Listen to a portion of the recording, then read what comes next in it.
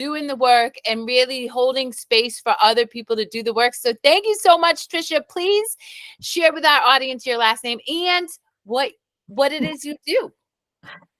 My name is Tricia Parido, and, and I get it, man. And our poor kids, right? Like they grew up correcting teachers and everything. It just doesn't seem to flow naturally for people. But anyway, Tricia Parido, and it's fine. Tricia works, right? Like Tricia works. It's all good. Kerri, who am I? What do I do? Right? Like, so, I'm always like to condense things. So, as a general rule, I'm an international mental health practitioner, a master addiction specialist, a psychonutrition consultant, and I am also extremely passionate about being a licensed instructor for credentials inside of our industry because I'm passionate about the professionalism of it. So therefore, I teach, train, mentor, and help people build effective businesses around, right, helping people improve their lives. Because, we all have that unique, wonderful, amazing gift to share with people. And how better to reach more people in this world that are needing services than to help people get up off the ground and work their magic. I love that so much. And, that's a whole lot of stuff that you do. So kudos to you. And, we talked a little bit when we first met, a bit last time we talked, and then I'll revisit it. What I love about you is you recognize the importance of teaching the mental health providers, teaching the workers on the front line, and holding them accountable to really nurturing and taking care of themselves. Because if they're not taking care of themselves, then the propensity to unintentionally cause more harm than do good grows dramatically, right? Well, as always, Kerri, you just sent shivers down my spine and warmed my soul because you are right. It is my biggest passion is teaching people that serve people how to protect their heart and their soul. Because if we don't, our ability to truly be of service at the level, right? Like that level that we really want to is greatly compromised. So, and what I'm really saying here, because Kerri and I have like this report, she knows exactly what I'm talking about. The rest of you are probably like, what are you saying, lady? Is like, and I can say this, Kerri, because since the last time I sat with you, I did have a client pass, and it happens. It happens in our line of work. It's not always overdose. Sometimes it's, a choice a person makes, and other times it's a freak physical something that happens, right? We've all heard about the coach that's super fit, that's out for a jog and just has a heart attack and dies, and everybody's like, what happened? So, we go through things where, we might have clients that pass, and we also might have clients that just struggle, and they might not, get it right away. And so the tendency in what I see is that because we're all such empathetic beings, right? And we take on the energy and the vibes of how well our people are doing or not, plus our own personal stuff. So if we don't have a protective shield that is transparent enough for us to still be emotionally connected with our client, yet protected, then we carry it.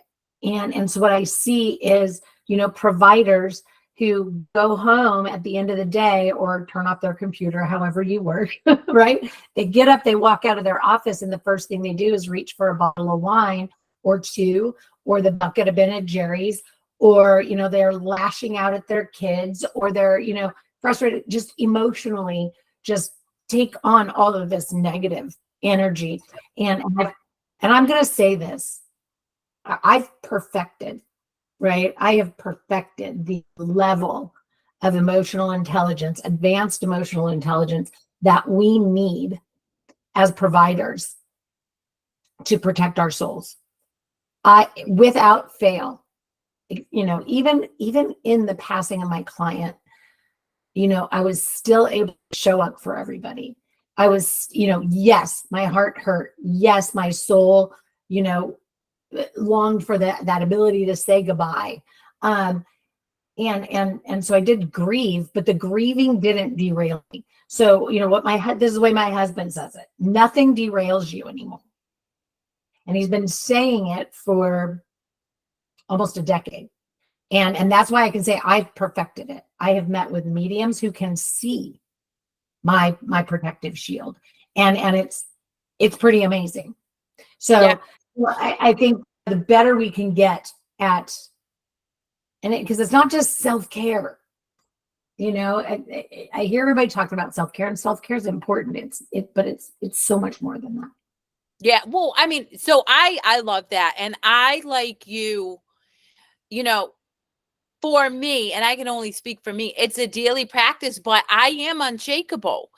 I've gone through 4 miscarriages. I've lost clients due to suicide or drinking. And, to your point, I honor, the experience I'm in that moment, but it's not derailing me from showing up in service to other people, from being present with my children, from working on the goals that I have for myself to achieve success by my own definition, not the world's. And so I think you're exactly right. And it is so imperative that, we, again, for me, it's daily. It's showing up every day and doing my work before I ever step out into the field of anybody else. And then if something comes up, coming back to my work before I continue to show up in the world, because that's important to me. So I can stay grounded in the present moment without bringing the past in or without bringing the future in. So let's backtrack though. You work in addiction, mental health. You talk about it going beyond, self-care, which I totally agree. And I think that self-care has taken on this life of its own, but I don't know that a lot of people really fully understand what self-care means. Mm-hmm. How is it that you stepped into this work? Well, that's a really big, long story. It's a loaded question. It's a loaded question because, and you mentioned the miscarriages, I've experienced that. I've had many near-death experiences because of why I was having the miscarriages. And I've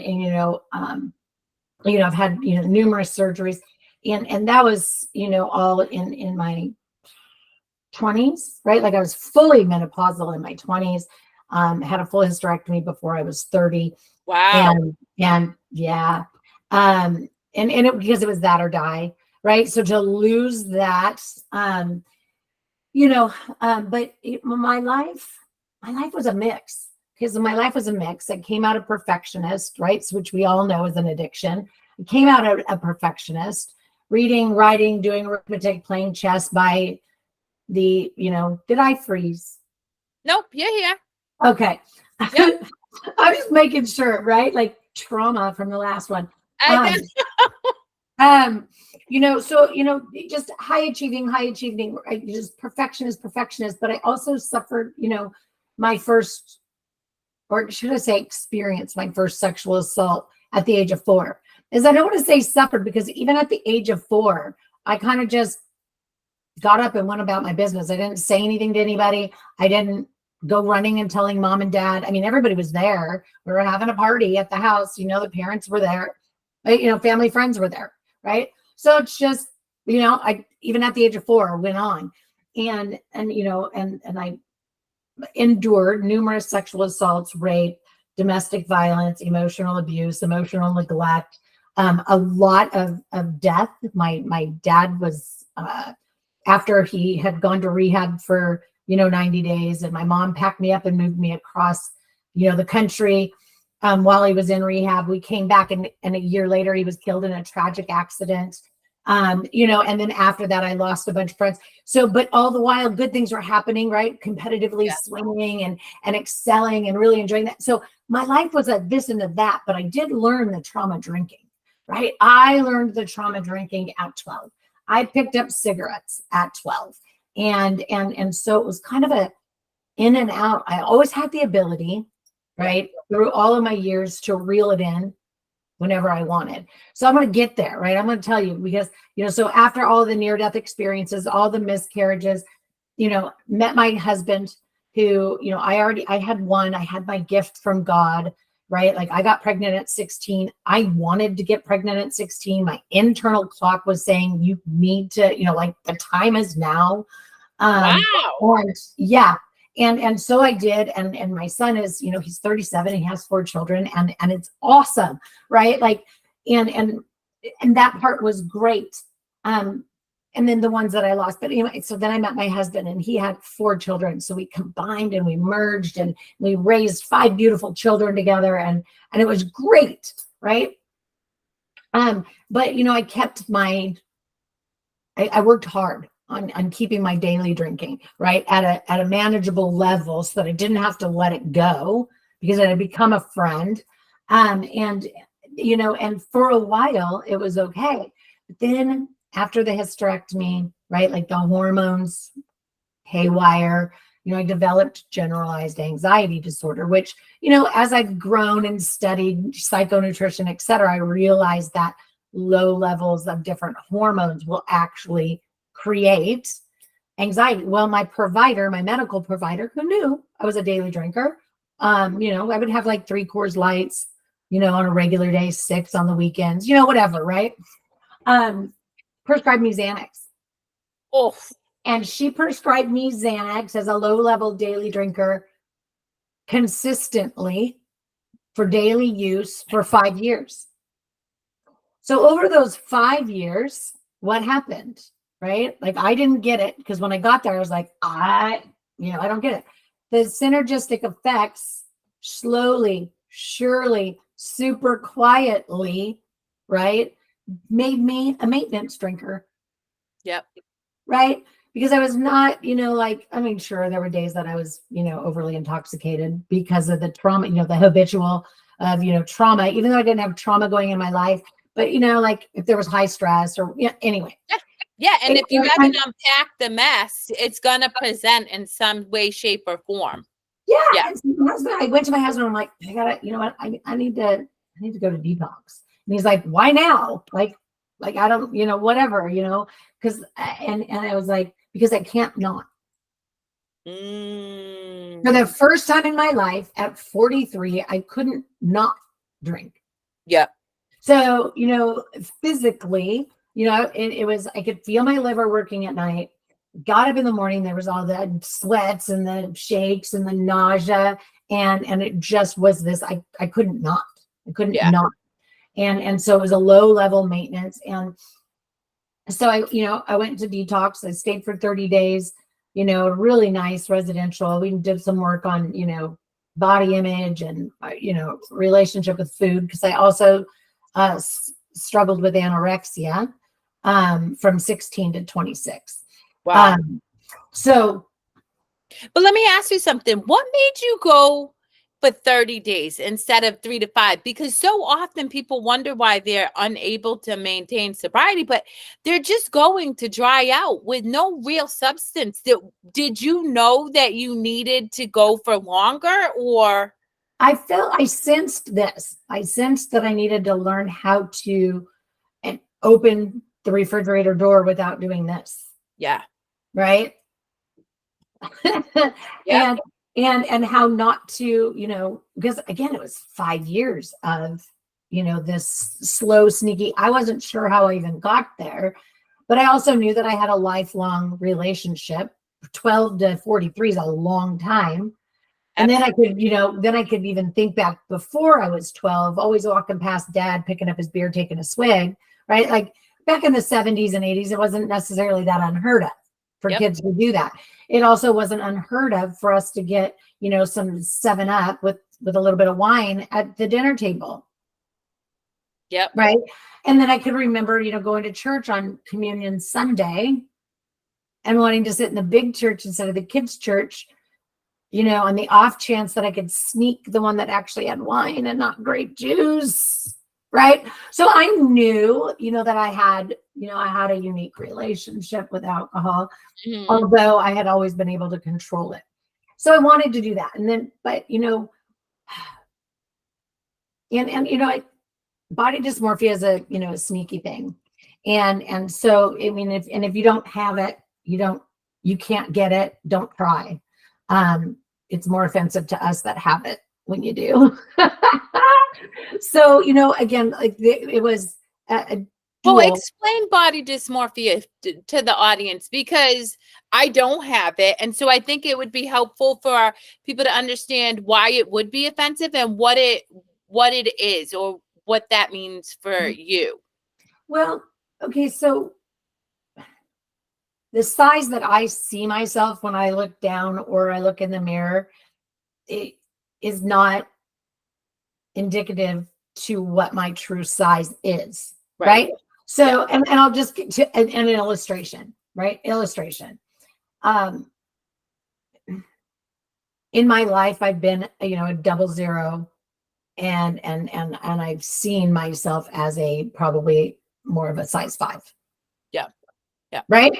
So there's that. I mean, and so I know this at my age now, right? Being in my mid 50s and, having worked on this from a psychological perspective for a long time, my daughters or friends will come over and they'll be like, cold, people, will have company over. And I'm like, oh, go grab a pair of my sweats. And they look at me like I'm, and I'm supposed to put that on one leg, lady, or what? Yeah. Right? Yeah. So, and you can look up, graphics, and it'll show, a thin, fit woman standing here. You can see her from the back, but what's in the reflection is something less than fit, right? And that's a good visual to get people. Yeah. And I see that in the bodybuilding world all the time. Well, this is why people, and I did bodybuilding for some time. And then I saw a picture of myself with my son standing in front of me, and I'm like, oh my God, I look like a Mack truck. Like I have to. And I went the other direction, right? Yeah. So it's been this lifelong relationship with what I see in the mirror and what I, see and experience. And I know I've shared with you, like, hey, you get what you get with me. Yesterday I was wearing a t-shirt and joggers. Today I'm wearing, jeans and a shirt. Tomorrow I might have a blazer on and a pair of slacks. It just depends, because, it has to feel right for it to work well and not negatively impact my psyche, which then jeopardizes the way that I show up in a space. Yeah. Right. So why offensive? And this kind of marries in with the anorexia and again, my lifelong journey. That's my longest recovery journey is my relationship with my physical body, size, shape, and food. Right. And I have an amazing spouse, bless his heart, right? Like who embraced and adopted, ways of doing and being things. So, like it's really not a big thing for me. And when I say that, right, rotisserie chicken, like he preps it, like we buy it, he preps it because he knows it'll just sit in the refrigerator in its whole state there, because it's just not something I'm messing with. Yeah. But you know what? I want to highlight this, because this is a gift that I think we need to share with the community, is that you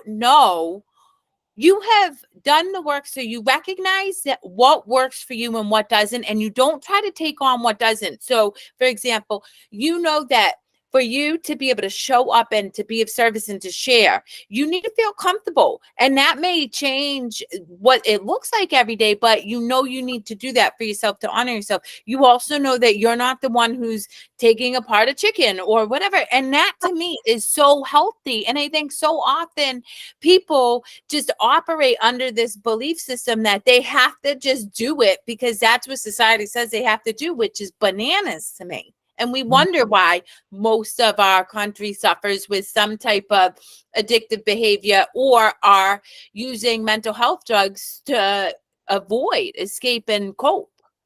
Well, okay, so there's that locus of control.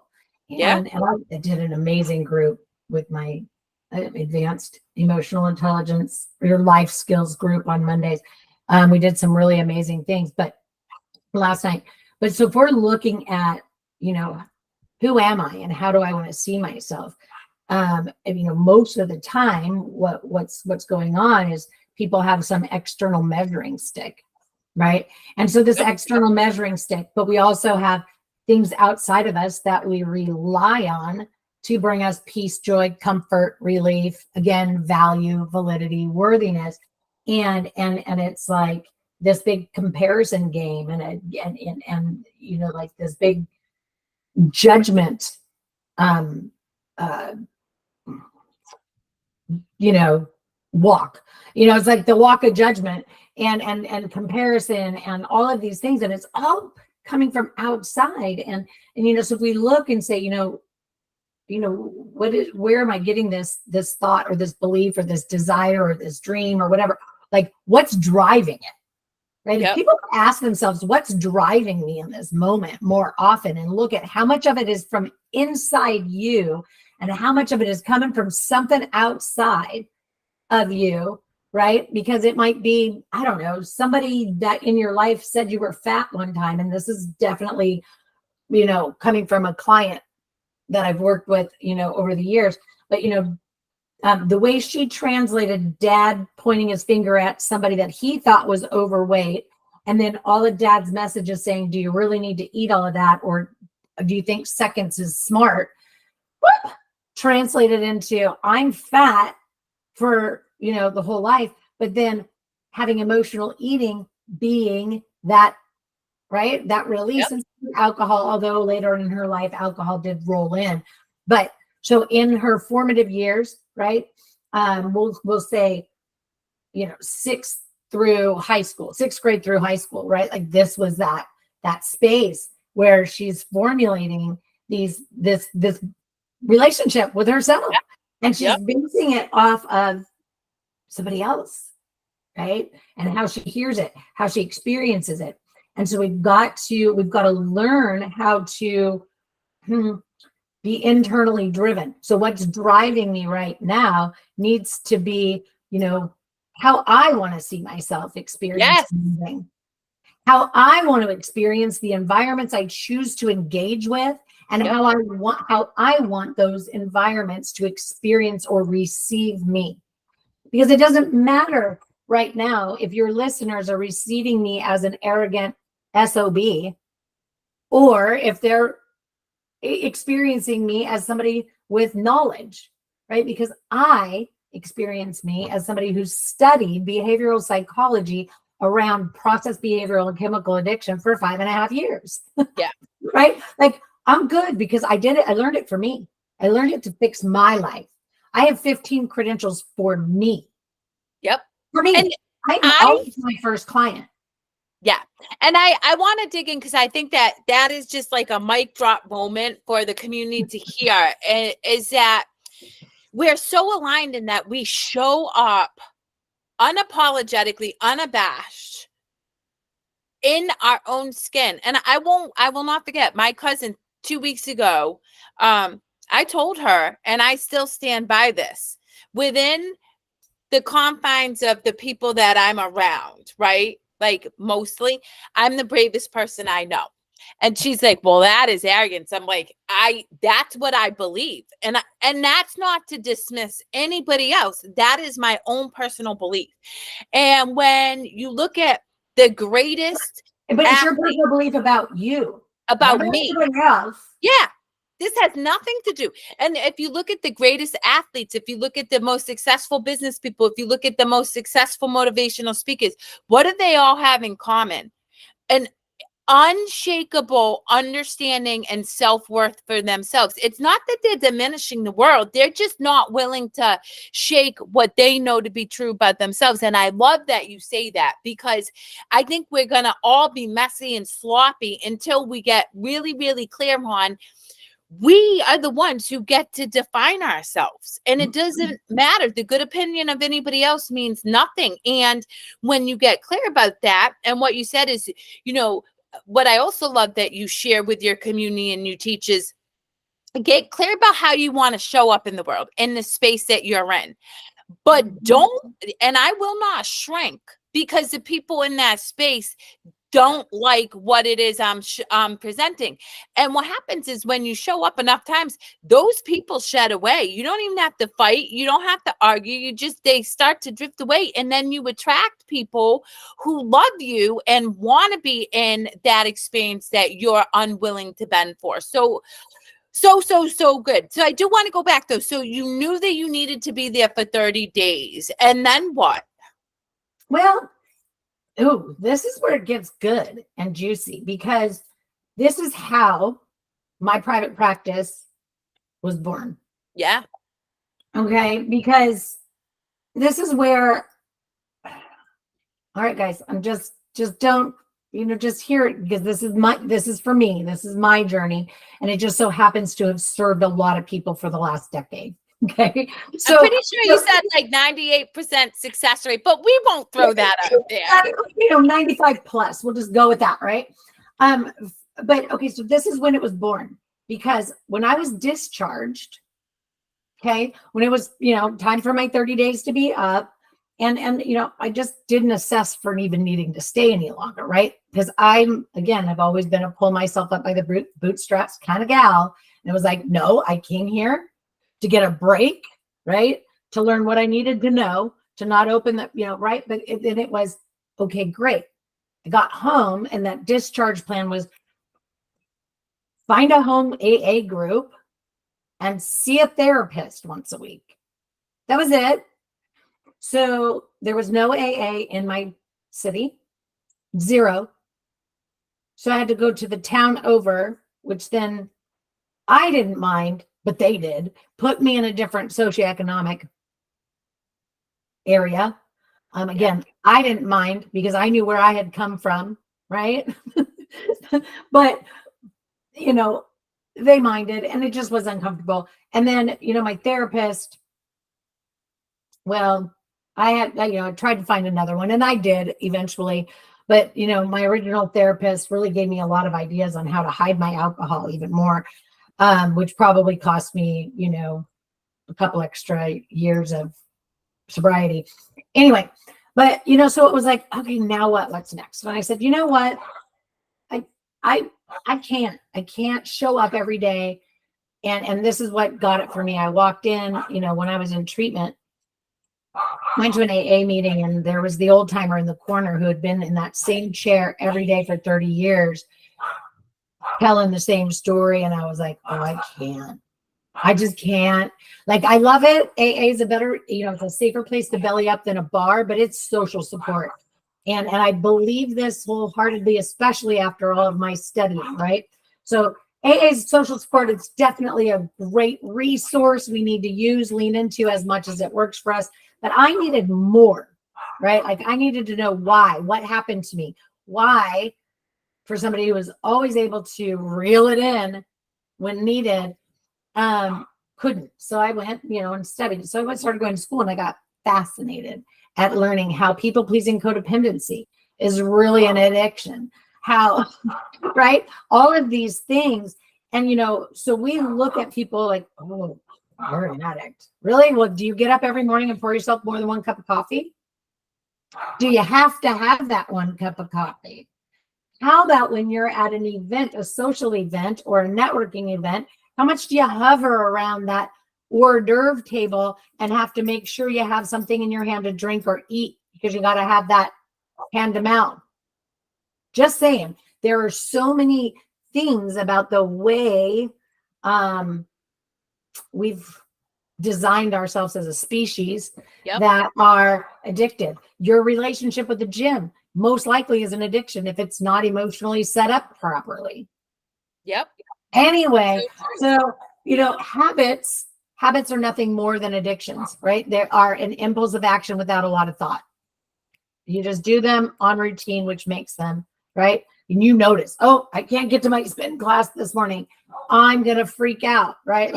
Like a junkie having withdrawal, right? Yep. And so you go, hey, why can't you be bendable, flexible, pliable, resilient, and say, oh, I can't go to this time, but you know what? I can go this evening after my husband gets home and he can sit with the kids who are sick, right? Like that's just like, oh, no big deal. So anyway, so I studied, and this is how I created it. I started learning these psychological skill sets, tactics, methods, modalities, right? That they're teaching us to use in our practice, but they don't teach you the practical application. So I'm like, I'm going to make this really expensive education work for me. Yeah. Right. So I'm going to sit here. I'm going to look at this method and look at this modality and look at this theory and look at this concept. And I'm going to look at and find a practical application for it in my life. Yep. And I did. And I worked on it. And then, when I was interning, I was, right? Like diving into it with my clients. And so then we, I managed to convert it into a coaching model because I believe in coaching as my modality. Yeah. Right. Like people think, oh, just a coach. And I'm like, no, that's just the modality I've chosen to practice under because it's forward moving, right? Forward moving, solution focused. Let's get results because I don't want to sit. And therapists, believe me, I love you. I need you. I refer my people to you when they need to sit and ruminate, wallow, and languish for a little bit longer in their trauma, right? Like, boom, I need you for that. But you also need me to help get them up and living in the now going forward while you're cleaning that up. Right? I love that. I highlight that because, if you're sitting in the past, you're not present to the gifts of the future. And as a result, you're literally creating a future made with the same stories, habits, behaviors as the past. And that's why I agree with you. I think, there is a time and place for therapy, but I also think that we need people who are in our corner, who are willing to help us push ourselves to growth and expansion rather than to recycle and reclaim all of our old experiences because it just keeps us in suffering. Yeah. Yeah. And that's what that's what I tell people is like, sure, it may on the surface look like, everybody gets the same program when they come to work with me. Now, of course, I have 7 evidence-based programs that I've written and created. But here's the cool thing is you could come in and do the exact same program as Sally Sue over here, and it's going to look 100% different because your practical application and her practical application needs are different. Yes. And that's why, when people say, oh, you got to do one to many or, make it self-help, right? Like, no, I have to coach you, teach you how to, like, what is your practical application? How is this particular tactic, skill set? I got to open your eyes, right? Your subconscious, your whatever energy, energetic field you guys, lean into. But I have to create like this expansion around it that allows you to see how it will serve you. And that's one of the problems with self-help books. Self-help books are great. Motivational speakers are great. I listen to them every day, but I've listened to them with the capability, and this is something that, it's, you won't know what to do, but you'll get the concept is I teach everybody how to add, edit, delete, change, shift, morph, make it your own. Yep. Right. I get that. So I love that. So you basically, for the listening audience, what she teaches people is to take in and absorb information, but not to sit here and buy into that. You're supposed to add things that work for you, delete things that don't work for you, and work with it so it's malleable, so it suits your specific needs. And I want to highlight something. A prolific and profound doctor who I've studied his research for years. He's on the forefront of brain image scanning, right, for mental health, because his argument, and I agree, is we'll sit and scan every other part of the body, but we're not going to scan the brain to help you with addiction or mental health. Makes no sense, right? Love his work, except part of his work is to use fear-based tactics and the threat of going to hell as a way to get people sober. This is real. Now, do I discredit this man's work? Absolutely not. It's based in science. Fundamentally, it makes sense. And yet, part of his approach is not anything I would ever show up and serve on a platter to anybody, my clients or myself included. So that just means I work with the information I'm giving. And so I love that, because most people take self-help books, motivational speaking, blah, blah, blah, whatever, their studies in college as law. And then we're slave to either these specific set of ideas, or we're sitting in judgment, guilt, and shame because we're unable to measure up to the ideas, beliefs, and the habits that these people are selling. Something somebody else is doing and working well for them. Yes. There's that external again. Yep. Yes. I can't measure up to Tony Robbins. I'll never be Brendan Bouchard, right? Like, okay, cool. Be you. Yeah. Do you, sis? Yes. So good. So good. So, you've taken all of these, certifications and gone to school and really studied this. And I know you shared that a big passion is really being of service to the providers at this point. How does that look like for providers? Because I think this is an important offering that you share that needs to be utilized, Thank you.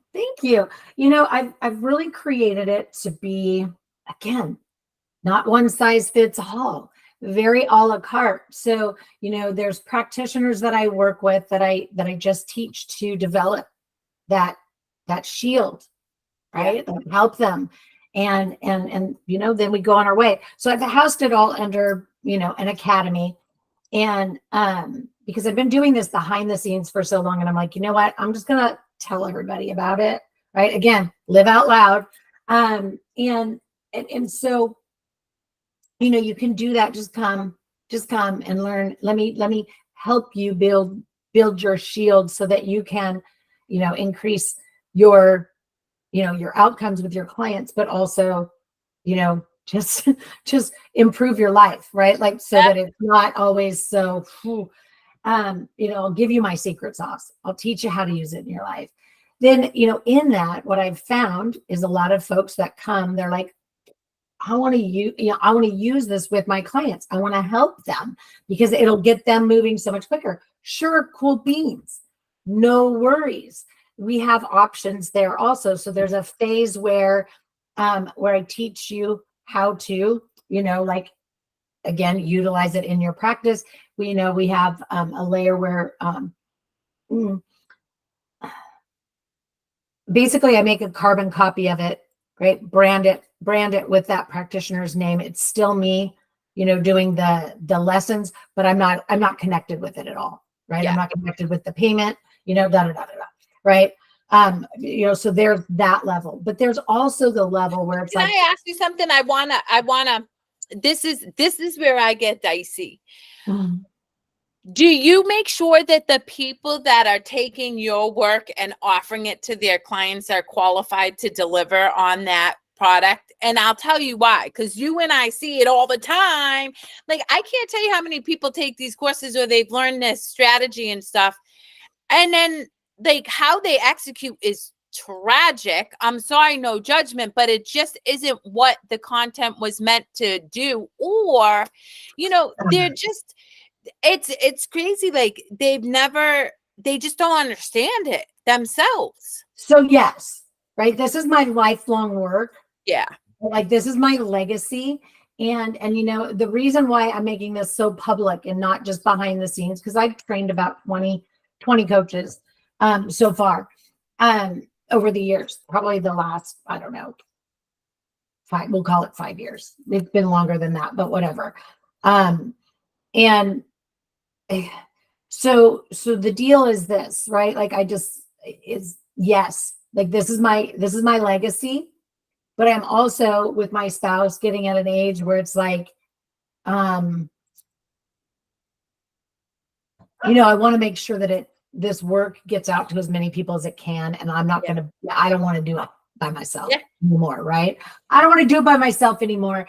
And so, you know, I have a small team right now of people that are, you know, on the team, but yes, it's a requirement that I train you, but it's also a requirement that you can't change the way that I've taught it on the platform. Yeah.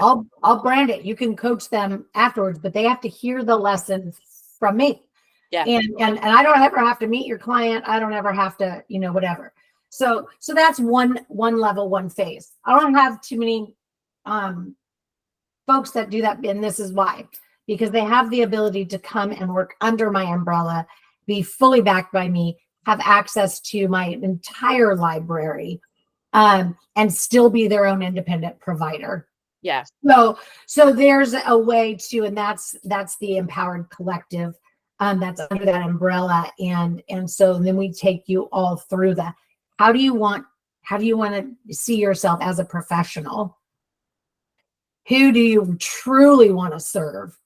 Because, you know, I get bothered with people because they're like, you know, the marketing people that come to me and they're like, you have to talk to one person and you know, you're too broad. And I'm like, I'm not too broad, because addiction isn't just alcohol. Addiction isn't just opiates. Addiction isn't, you know, just food. It's, you know, it's so much more. And you know what? I could remove the bottle from your hand, right? I could get you to put down the booze, and none of your addiction is going to be fixed. It's not about the alcohol. Yep. It's about the people-pleasing codependency, the perfectionism, the anxiety, the overwhelm, the external shit. Sorry. The external I say shit all the time. Say it all. Yes. So it's all that external shit you internalize from somebody else. And you said, let me make this really horrible for myself and internalize it and make it my message to tell myself that I'm worthless. It's that. It's that. It's not the alcohol. It's not Ben and Jerry's. It's not your Amazon shopping cart.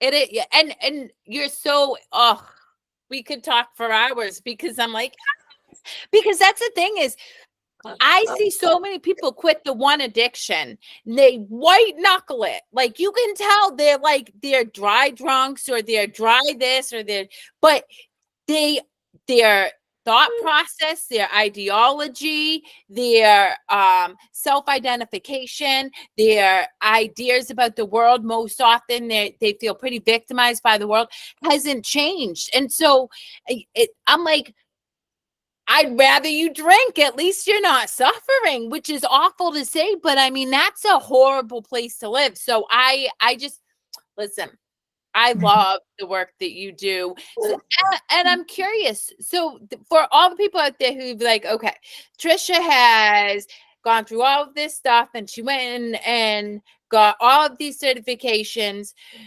Do you still struggle at all? I'm human.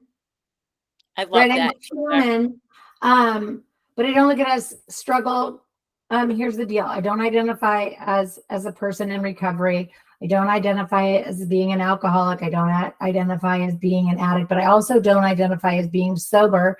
I am sober, right? Like, I don't use anything that is mind altering, anything like that. In fact, I've removed 4 autoimmune diseases from my life. I don't even take prescription medication anymore, which is a whole different topic we can talk about, because how do you remove rheumatoid arthritis?